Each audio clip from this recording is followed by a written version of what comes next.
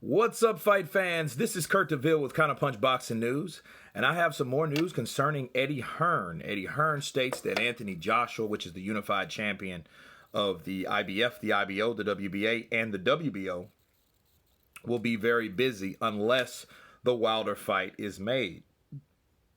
Now, in order to get the Wilder fight made, the sacrifices would be, if necessary, Hearn says his boxer is willing to vacate one of the titles to secure the unification bout with Wilder. Now, Hearn would like a Wilder and Joshua bout to place at the end of the year. Wilder faces the WBC mandatory, of course, is Dominique Brazil, and he states that, Hearn states that, we don't want to vacate one of the titles because we want the undisputed fight, Hearn told IFL TV. I mean, don't get me wrong. If a title was vacated, we'd still fight Wilder, but it wouldn't be undisputed, and that's the golden ticket. So that's why we want it to happen November or December.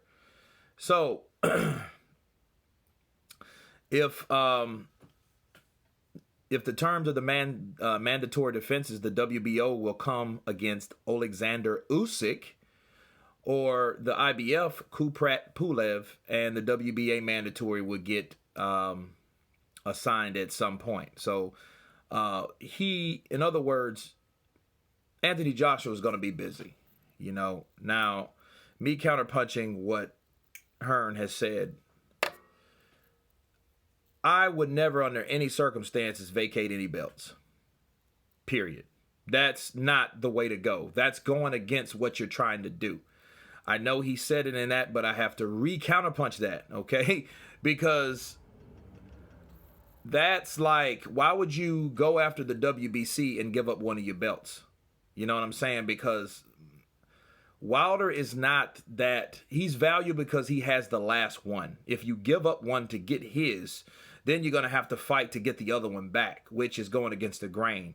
Then he'll be in that same situation as Triple G was with the IBF. Remember that? He didn't fight Derevyanchenko, so Derevyanchenko came after him, and the IBF will strip you. They don't play. They're not the WBC. They don't bend rules and, make rules and then go back on the rules and all that shit. They don't do that at the IBF. So I know them. They don't play. So he doesn't want to do that with them. Okay, so he's just going to have to bite the bullet and fight Kuprat Pulev, because that would be the fight that, that would be the bad thing or the worst thing to do. Fighting Wilder, I guess, it's because, see, and that's another thing. If you do that to fight Wilder, you're giving Wilder power that he doesn't supposed to have. Because as far as I'm concerned, if you tried so many times and keep trying to make a deal with Wilder, that gives them the idea that you are desperate. That gives them the idea that you need him.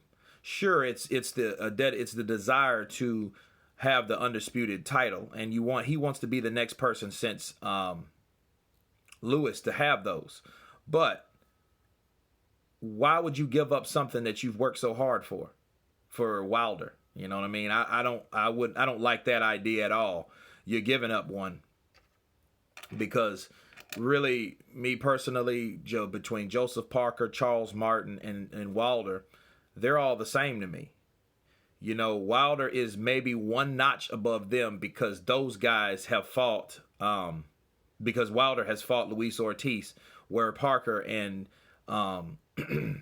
Charles Martin have not. However, Parker has fought Dillian White and Deontay Wilder hasn't. So in essence, Parker's resume is better than Wilder's. You know what I'm saying? So, and Joshua beat Parker. So, no, I would not give up any of those belts for Wilder's belt, because really, if you want to strip all the layers away with the WBC belt, and the WBC organization, they have been in knee deep in shit lately.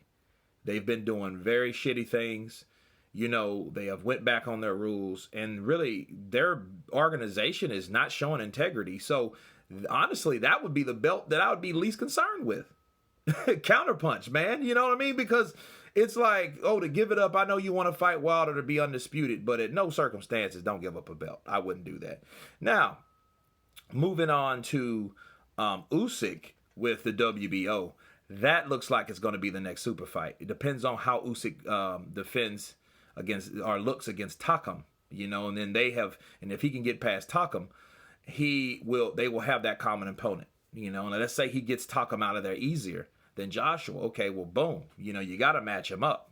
Whenever you do something better than the last person that beat that person, well, not the last person, but, the person that you're aimed to fight, if you did better than him, it shows something. I know styles make fights, but it makes a statement. It definitely makes a statement. And something about Usyk it's like, he's no soft touch. I know he's smaller, and it's something like he's dangerous to me.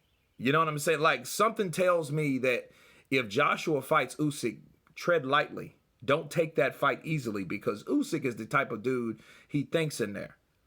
Think about it. He hangs out with Lomachenko. They're best friends. They fight pretty much, of course, Loma's more impressive, more flashier, faster, smaller.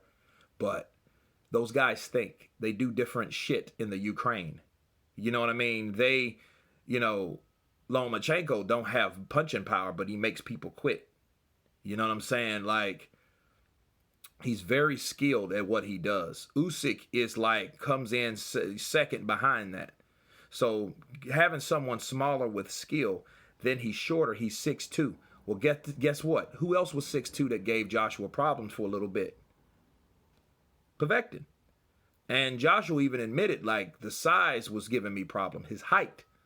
So someone shorter and, shorter than he can get in and do some damage. And you got somebody like Usyk that can get in and get out, with combinations.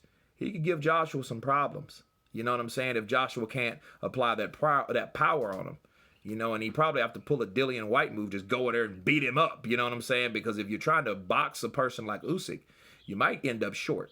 And I'm going to leave it at that. So to wrap this up, guys, Joshua's busy. Joshua can stay busy with his mandatories. He's got Usyk on the WBO. He's got Pulev on the IBF. And then the WBA. So, no, I mean, technically he doesn't need, like, opponents, because he has to secure what he's already got. And what he has is, he has these belts. He's the unified champion. He doesn't have to be like the other guy that hardly ever fights his mandatories. So bravo for Deontay Wilder for fighting the mandatory. You know what I'm saying? Because it's not often. But anyway, you guys tell me what you think about Anthony Joshua. Should he give up a belt? Should he just stay doing what he's doing and handling these mandatories? But anyway, you guys like, share, and subscribe. Of course, you guys been counterpunched. Peace.